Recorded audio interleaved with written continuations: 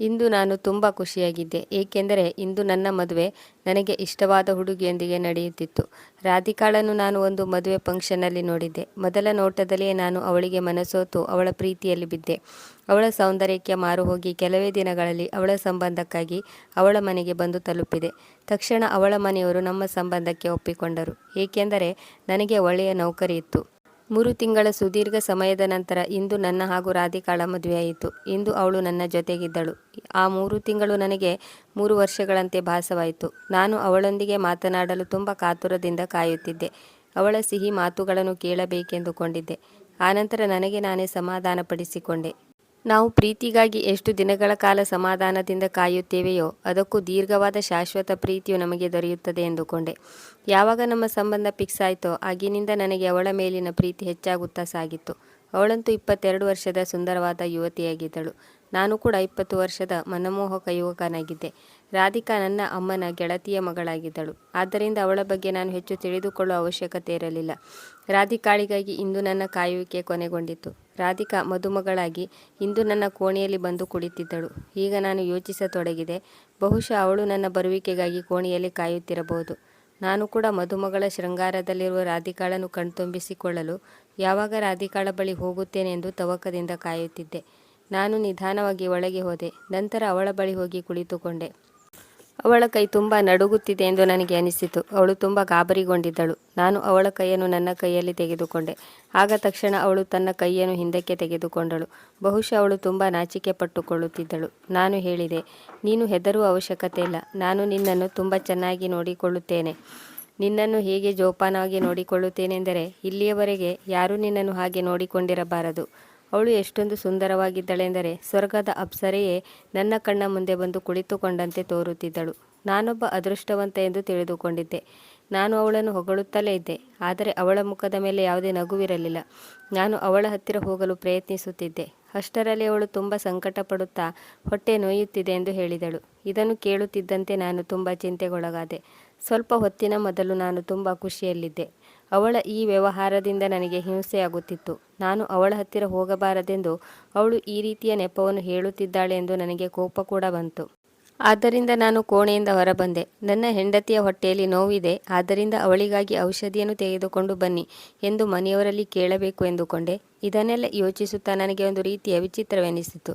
ಮನೆಯವರೆಲ್ಲರೂ ಮಲಗಿ ನಿದ್ರಿಸುತ್ತಿದ್ದರು. ನಾನು ಔಷಧಿಯನ್ನು ಹುಡುಕುತ್ತಿದ್ದೆ. ನಾನು ಒಳಗಡೆ ಹೋಗುತ್ತಿದ್ದಾಗ ಅಷ್ಟರಲ್ಲಿ ಚಿಕ್ಕಮ್ಮಳ ಸಹೋದರನು ನನ್ನ ಹೆಗಲ ಮೇಲೆ ಕೈಯಿಟ್ಟನು ಮತ್ತು ಹೇಳಿದ, ಎಲ್ಲವೂ ಸರಿಯಾಗಿದೆ ತಾನೆ? ಹಾಂ, ಎಲ್ಲವೂ ಸರಿಯಾಗಿದೆ.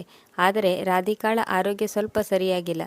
ಆದ್ದರಿಂದ ಔಷಧಿಯನ್ನು ತೆಗೆದುಕೊಂಡು ಹೋಗುತ್ತಿದ್ದೆ ಎಂದೆ. ಅಷ್ಟರಲ್ಲಿ ಅವನು ಹೇಳಿದನು, ಹುಡುಗಿಯರು ಪ್ರಥಮ ರಾತ್ರಿಯಲ್ಲಿ ಏನೇನೋ ಕಾರಣ ಹೇಳುತ್ತಾರೆ.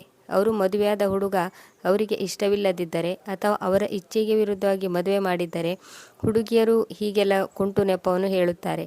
ಅವನು ನನ್ನಲ್ಲಿ ಹೀಗೆಲ್ಲ ಹೇಳಿದಾಗ ನನಗೆ ಅವನ ಮೇಲೆ ತುಂಬ ಕೋಪ ಬಂದಿತು. ಆದರೆ ನಾನು ಮನೆಯ ಖುಷಿಯ ವಾತಾವರಣವನ್ನು ಹಾಳು ಮಾಡಲು ಬಯಸಲಿಲ್ಲ.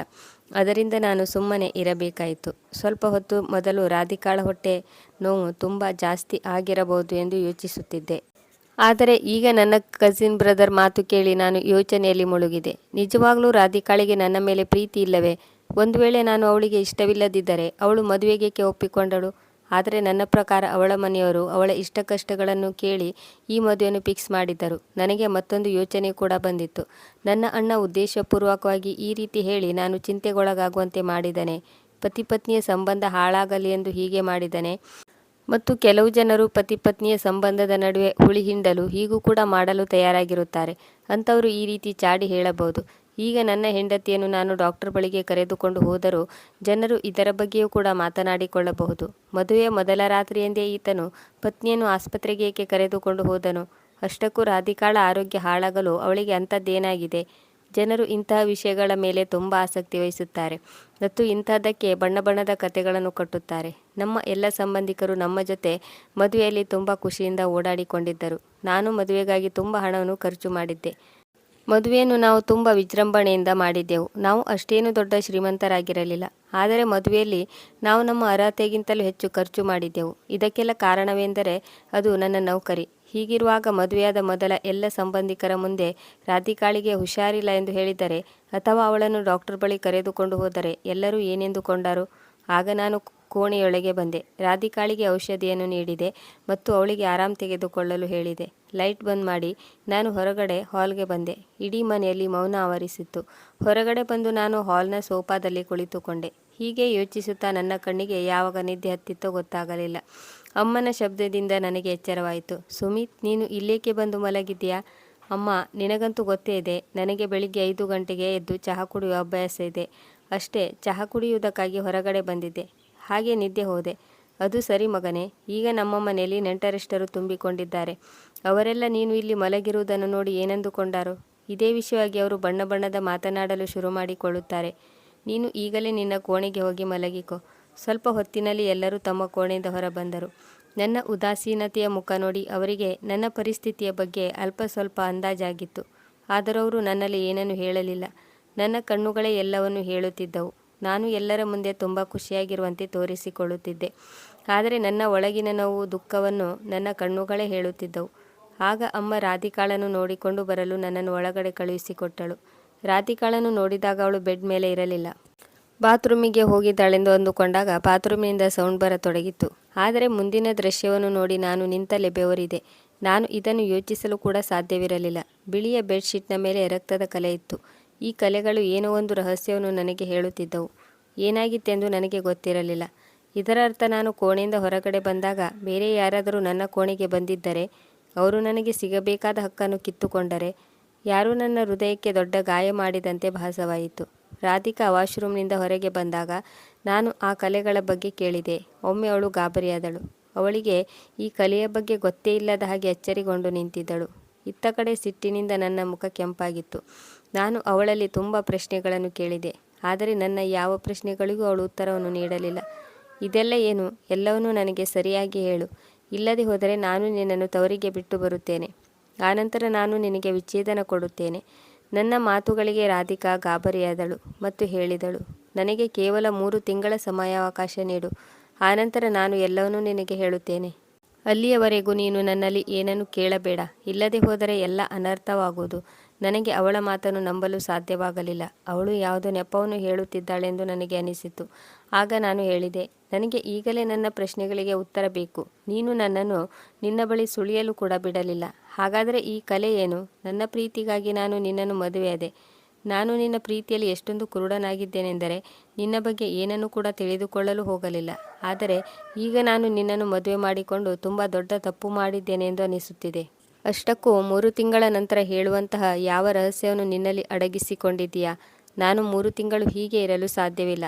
ಮನೆಯಲ್ಲಿ ಯಾರಿಗೂ ಕೇಳಿಸಬಾರದೆಂದು ನಾನು ಸ್ವಲ್ಪ ಮೆಲ್ಲನೆ ರಾಧಿಕಾಳಲ್ಲಿ ಮಾತನಾಡತೊಡಗಿದ್ದೆ.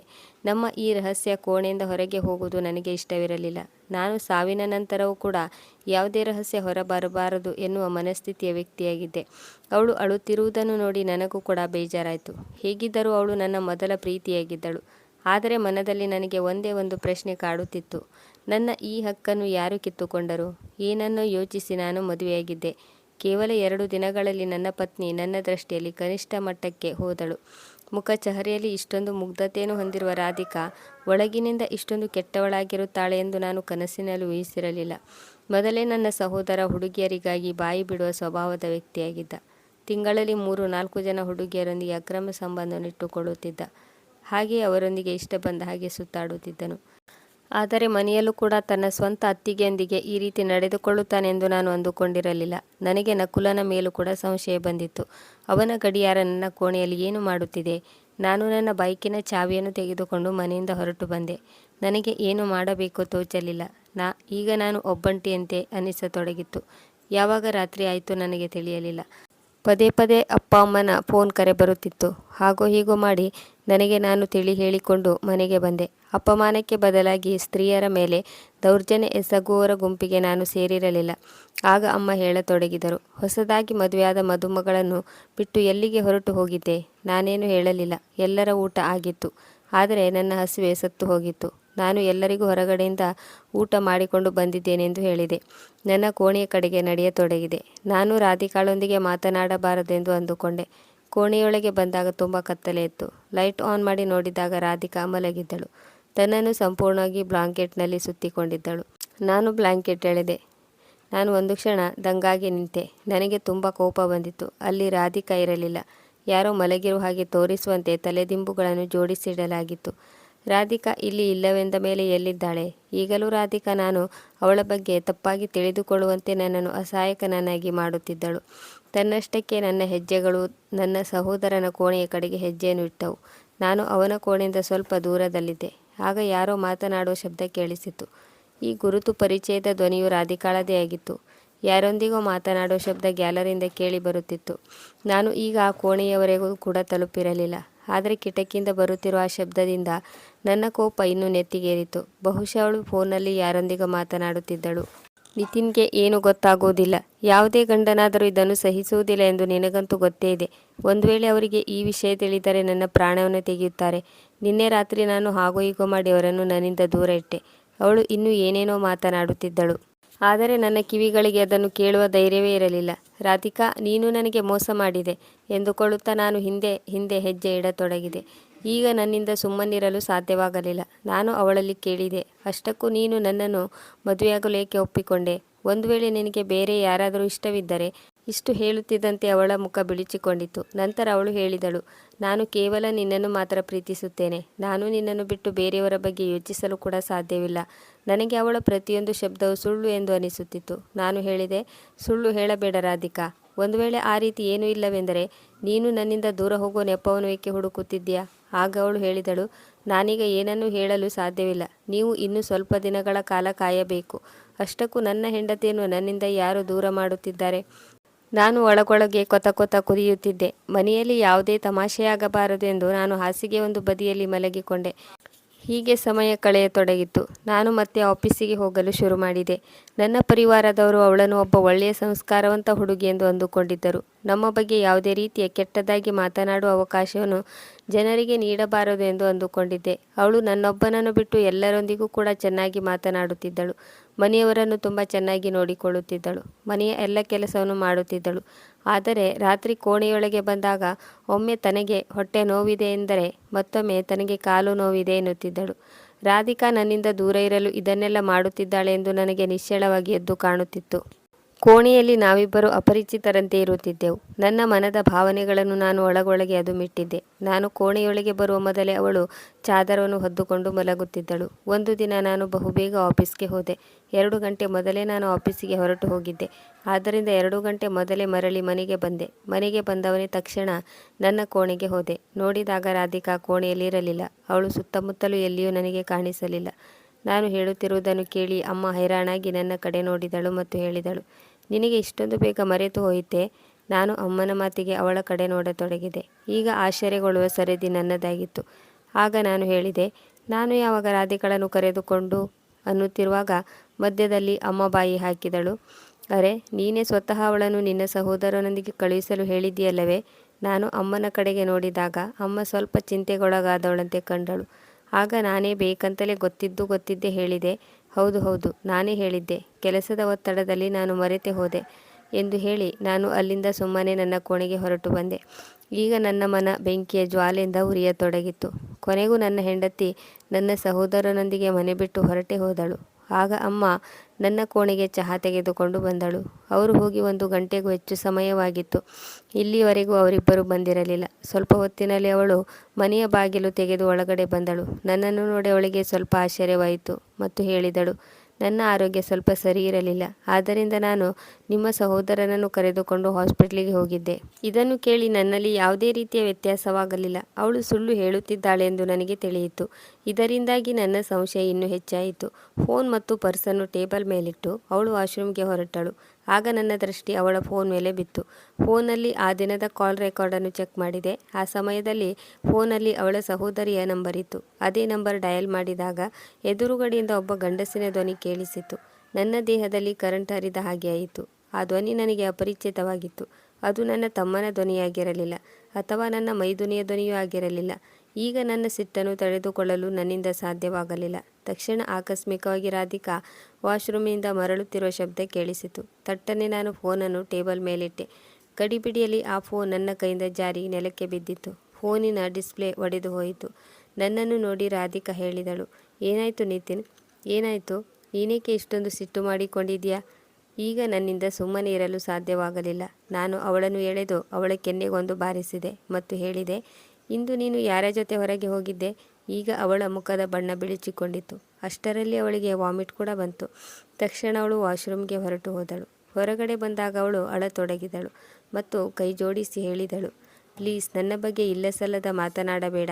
ನನಗೆ ಯಾರ ಜೊತೆಯೂ ಯಾವುದೇ ಅಕ್ರಮ ಸಂಬಂಧವಿಲ್ಲ ಎಂದು ಹೇಳುತ್ತಾ ಅವಳು ಪ್ರಜ್ಞೆ ತಪ್ಪಿ ನೆಲದ ಮೇಲೆ ಬಿದ್ದಳು. ಅವಳ ಇಂತಹ ಸ್ಥಿತಿಯನ್ನು ನೋಡಿ ನನಗೆ ಅವಳ ಮೇಲೆ ಅನುಕಂಪ ಕೂಡ ಬರಲಿಲ್ಲ. ನನ್ನ ತಲೆಯಲ್ಲಿ ಹಲವಾರು ಯೋಚನೆಗಳು ಏಳುತ್ತಿದ್ದವು ಮತ್ತು ಹಲವಾರು ಪ್ರಶ್ನೆಗಳಿಗೆ ಉತ್ತರವನ್ನು ಹುಡುಕುತ್ತಿದ್ದೆ. ಅವಳ ಈ ಸ್ಥಿತಿಯನ್ನು ನೋಡಿ ಇವಳು ಬೇರೆ ಯಾರದಾದರೂ ಮಗುವಿನ ತಾಯಿಯಾಗುತ್ತಿದ್ದಾಳೆಯೇ ಎಂದು ಯೋಚಿಸತೊಡಗಿದೆ. ಅಷ್ಟರಲ್ಲಿ ನನ್ನ ಸಹೋದರ ಕೋಣೆಯೊಳಗೆ ಬಂದನು. ರಾಧಿಕಾಳನ್ನು ನೋಡಿ ನನ್ನಲ್ಲಿ ಕೇಳಿದನು, ಅತ್ತಿಗೆಗೆ ಏನಾಯಿತು? ನೀನು ಅವಳಿಗೆ ಏನು ಮಾಡಿದೆ? ನನ್ನ ತಮ್ಮನ ಮಾತನ್ನು ಕೇಳಿ ನನ್ನಿಂದ ಸಹಿಸಿಕೊಳ್ಳಲು ಸಾಧ್ಯವಾಗಲಿಲ್ಲ. ಅವನನ್ನು ರಾಧಿಕಾಳ ಸನಿಹದಿಂದ ದೂರ ತಳ್ಳುತ್ತಾ ಹೇಳಿದೆ, ನನ್ನ ಪತ್ನಿಯನ್ನು ಮುಟ್ಟಲು ನಿನಗೆಷ್ಟು ಧೈರ್ಯ? ನಾನು ಇಲ್ಲಿಯವರೆಗೂ ಎಂದಿಗೂ ಇಷ್ಟೊಂದು ಜೋರಾದ ಧ್ವನಿಯಲ್ಲಿ ಮಾತನಾಡಿರಲಿಲ್ಲ. ಅಷ್ಟರಲ್ಲಿ ಅಮ್ಮ ನನ್ನ ಕೋಣೆಯೊಳಗೆ ಬಂದಳು. ಅವಳು ರಾಧಿಕಾಳನ್ನು ನೋಡಿ ಗಾಬರಿಯಾದಳು.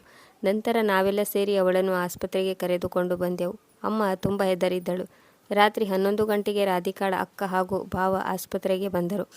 ನಾವು ಆಸ್ಪತ್ರೆಯಲ್ಲಿ ಇದ್ದೇವೆ ಎಂದು ಅವರಿಗೆ ಯಾರು ಹೇಳಿದರು.